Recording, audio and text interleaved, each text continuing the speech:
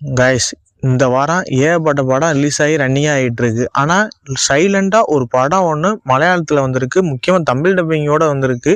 என்ன ஒரு படம்னா, நம்ம ஆர்யா நடிச்ச ஆனந்த கார்டுன்னு ஒரு படம் ஒன்று வந்திருக்கு. அந்த ஒரு படத்தை பார்த்தது அப்புறம் என்னடா இப்படி ஒரு படத்தை எடுத்து வச்சிருக்கே அப்படிதாங்க நமக்கு ஒரு ஆச்சரியப்படுற அளவுக்கு படம் ஸ்டார்டிங்லேருந்து எண்டு வர நமக்கு ஒரு சீனோட போர் அடிக்காத அளவுக்கு இந்த ஒரு படத்துல வந்து ஏகப்பட்ட சீன்லாம் கூஸ்பமா இருக்கு. அதெல்லாம் பார்க்கும்போது ஆர்யா படம் தானா இது அப்படின்னு சொல்லிட்டு நம்மளே ஆச்சரியப்படுற அளவுக்கு சைலண்டா நம்ம ஆர்யா வந்து ஒரு படத்துல வந்து நடிச்சு கொடுத்துருக்காப்ல கைஸ். அதை பார்க்கும்போது தரமான ஒரு படம் கைஸ். கிட்டத்தட்ட 2.5 மணி நேரம் ஒரு சீனோட நமக்கு போரிங்கே ஆகாம ஒரு தரமான ஒரு ஆக்ஷன் பொலிட்டிக்கல் த்ரில்லரா போட்டு நம்ம ஆர்யா வந்து நடிச்சு கொடுத்துருக்காப்ல கைஸ். கண்டிப்பா சொல்றேன், இந்த ஒரு படம் வந்து தியேட்டர்ல ஒரு ஒர்த்தபுளான ஒரு படம். கண்டிப்பா இந்த ஒரு படத்தை மிஸ் பண்ணாதீங்க கைஸ். இதுல ஏகப்பட்ட சீன்ல வரப்போதெல்லாம் நமக்கு ஒரு கட்டத்துல புல்லரிக்கிற அளவுக்கு இதுல ஏகப்பட்ட சீன்லாம் இருக்கு. அதெல்லாம் பார்க்கும்போது எல்லாமே நமக்கு ரசிக்க முடியாம இருந்துச்சு கைஸ். கண்டிப்பா சொல்றேன், இந்த ஒரு படம் வந்து ஒரு ஒர்த்தபுளான ஒரு படம். கண்டிப்பா இந்த ஒரு படத்தை மிஸ் பண்ணாதீங்க கைஸ். சரி, இந்த ஒரு படத்துல நம்ம கதையை நம்ம பார்க்கும்போது ஒரு கேரளால ஒரு சின்ன ஒரு கிராமம் ஒன்று இருக்கு. அந்த கிராமத்துல கிட்டத்தட்ட ஒரு 4 பேர் இருக்காங்க. 4 பேர் எப்படின்னா இசை கலைஞர்களா இருக்காங்க. அதே சமயம் அவ வந்து ஒரு பெரிய ஒரு கேங்ஸ்டர். கேரளால இருக்கிற ஒரு முதலமைச்சருக்கு ஒரு அடியாளாவும் இருக்காப்புல.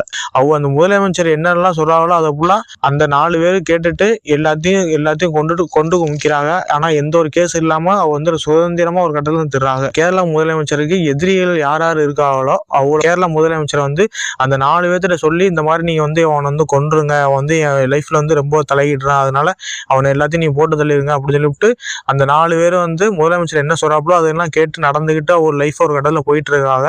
அதே சமயம் நம்ம ஆர்யா வந்து அந்த 4 பேரோட ஜாயின் பண்ணிக்கிறாப்புல. அந்த கேரளால போய் கேரளா முதலமைச்சருக்கு ஒரு பெரிய ஒரு சிக்கல் ஒன்று வருது. அந்த சிக்கல் என்னன்னா, முதலமைச்சர் பதவி ஒரு கட்டத்துல வந்து பதவி விலகிற மாதிரி அவருக்கு வந்து ஒரு சூழ்நிலை வருது. இது யாரு எதனாலனா, கேரளாவில் வந்து அவர் வந்து முதலமைச்சர் ஆகிறது காரணமே திண்டுக்கல்ல இருக்கிற ஒரு முதலியார். அவர் தான் ஒரு மெயினான ஒரு காரணமாகவும் அந்த திண்டுக்கல் முதலியாரோட பையனை வந்து கேரளா முதலமைச்சர் வந்து கொன்றுபாப்புல. திண்டுக்கல் முதலியார் வந்து இவனை எப்படியாச்சும் நம்ம கொல்லணும் வைக்கணும் அப்படின்னு சொல்லிட்டு நீ சீக்கிரத்துல பதவி விலகு அப்படின்னு சொல்லிவிட்டு அவர் வந்து திண்டுக்கல் முதலியார் வந்து கட்டளையிறாப்புல. கேரள அமைச்சர் வந்து இவனை எப்படியாச்சும் நம்ம சும்மா விடக்கூடாது, நம்மளை ரொம்ப அசிங்கப்படுத்திட்டான் வச்சுட்டான் அப்படின்னு சொல்லிட்டு 4 கேங்ஸ்டர்கிட்ட போய் சொல்லிடுறாப்புல. இந்த மாதிரி நீ திண்டுக்கல் முதலியார ஒரு கட்டத்துல வந்து போட்டு தள்ளிடுங்க அப்படின்னு சொல்லிட்டு ஆணை இட்டுட்டு போயிட்டே இருக்காப்புல. அதுக்கப்புறம் அந்த 4 பேருமே திண்டுக்கல் வராங்க. திண்டுக்கல் வரும்போது நம்ம ஆர்யாவும் கூட்டிட்டு வராங்க. ஆர்யா கூட்டிட்டு வந்தது அப்புறம் நம்ம எப்படி 4 பேருமே நம்ம ஆர்யா வந்து ஒரு சப்ப பையன் அப்படின்னு நினைச்சுக்கிட்டு இருப்பாப்புல. ஆனா திண்டுக்கல் முதலியார ஒரு கட்டத்துல போட்டு தள்ளுறதை நம்ம ஆர்யாவா தான் இருக்காப்புல.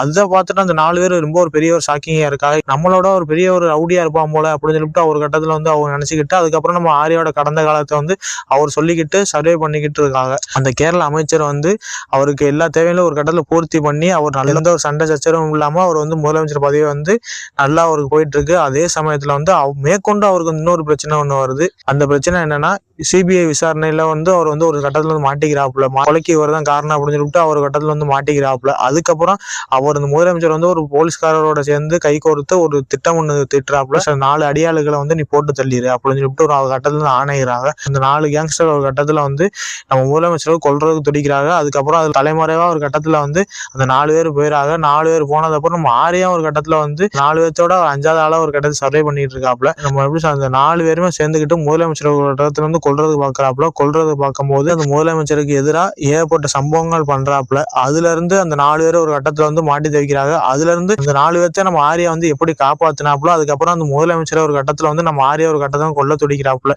இது எதனால நம்ம ஆர்யா வந்து இப்படிலாம் பண்றாப்புல அப்படிதாங்க இந்த படத்துல ஒரு ஒன்லைன் கதையாவும் இருக்கு. அதுக்கு அடுத்து ஒரு சம்பவம் வேற லெவல்ல ஒண்ணு பண்ணாப்புல. அந்த 4 பேர் கேங்ஸ்டருக்கு அந்த முதலமைச்சருக்குள்ள பிரச்சனையை வந்து நம்ம ஆர்யா ஒரு கட்டத்துல வந்து இன்வால்வ் பண்ணி அவர் ஒரு கட்டத்துல வந்து சம்பவம் பண்றதாங்க இந்த படத்துல ஒரு மெயின் கதையாவும் இருக்கு. அதை பார்க்கும்போது இதுல ஆக்டிங் தாங்க சில வேற லெவல். நம்ம ஆர்யாவோட ஆக்டிங் தாங்க சில வேற லெவல். பக்காவான ஒரு நடிப்பை ஒண்ணு கொடுத்துருக்காப்புல. அதை பார்க்கும்போது தலைமை இப்படிலாம் ஒரு தரமான சம்பவம் ஒன்று சைலண்டா ஒரு படத்தை கொடுத்துருக்காப்புல அப்படிதாங்க நமக்கே தோணுச்சு. ஏன்னா இல்ல நம்ம ஆர்யா வந்து ஒவ்வொரு சீன்ல வர போகும்போது தக்காளி தாறுமான ஒரு ஆக்டிங் போட்டு சூப்பரா நடிச்சு கொடுத்துருக்காப்புல. அதெல்லாம் பார்க்கும்போது எல்லாமே ரசிக்க முடியா இருந்துச்சு. அதுக்கப்புறம் இந்த ஒரு படத்துல வந்து கிட்டத்தட்ட ஏகப்பட்ட மலையாள ஆக்டர் நடிச்சிருக்காங்க. ஏகப்பட்ட மலையாள ஆக்டர் நம்ம முரளி கோபி, நம்ம தேவமோகன், நம்ம இந்திரன்ஸ், அதுக்கப்புறம் நம்ம சரத் அப்பானி, நம்ம நிக்கிலா விமல், அப்புறம் நம்ம விஜயராகவன், நம்ம சுனில், நம்ம சாந்தி பாலச்சந்திரன், நம்ம ரெஜினா, இவெல்லாம் கிட்டத்தட்ட ஏகப்பட்ட மலையாள பட்டாலுமே இந்த ஒரு படத்துல வந்து ஏகப்பட்ட பேர் நடிச்சிட்டு கொடுத்துருக்கா. ஆக்டிங் வந்து எல்லாம் பார்க்கறதுக்கு எல்லாமே ரசிக்க முடியா இருந்துச்சு. ஆனா இந்த ஒரு படத்துல மெயினா இந்திரன்ஸ் அவரோட ஆக்டிங் நீங்க பார்க்கணுமே.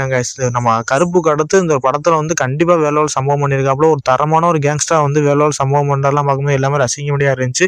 அதுக்கப்புறம் இந்த ஒரு படத்துல வந்து நம்ம அந்த மெயின் முதலமைச்சரா, அந்த கேரளா முதலமைச்சரா நம்ம விஜயராகவன் அவரோட ஆக்டிங் நீங்க பார்க்கணுமே கைஸ். ஒரு தரமான ஒரு வில்லத்தனமான ஒரு ஆக்டிங்கை போட்டு வேற லெவல் சம்பவம் பண்ணியிருக்காப்புல. அதுக்கப்புறம் இந்த ஒரு படத்துல மெயினா நமக்கு ஒரு ரொம்ப ஒரு டிசப்பாயின்மெண்டான ஒரு ஆளுன்னா நம்ம யாருன்னா நம்ம சுனில். அவரோட ஆக்டிங்கை ஒரு போலீஸ் தனமான ஒரு ஆக்டிங்கை பார்க்கணுமே கைஸ். ஒரு லூசத்தனமான ஒரு ஆக்டிங்கை வந்து கொடுத்துருக்காப்புல. அதை பார்க்கும்போது இந்த அவர் வர்ற சீன்லாம் பார்க்கும்போது நமக்கு ஒரு கட்டத்துல இரிட்டேட்டிங்கா இருக்கு. ஏன் அவரோட மெயின் கேரக்டராகவும் இருந்துச்சு. அதெல்லாம் பார்க்கும்போது நம்ம சுனிலோட ஆக்டிங் எல்லாம் பார்க்க எல்லாமே ரசிக்கும்படியா இருந்துச்சு. அதுக்கப்புறம் முரளி கோபின்னு ஒரு கேரக்டர் ஒன்று வரும். அவரோட சைலண்டா ஒரு கோவம், அவர் சைலண்டா கோவப்படுற விஷயம்லாம் பார்க்கும்போது எல்லாமே ரசிக்கும்படியா இருந்துச்சு கைஸ்.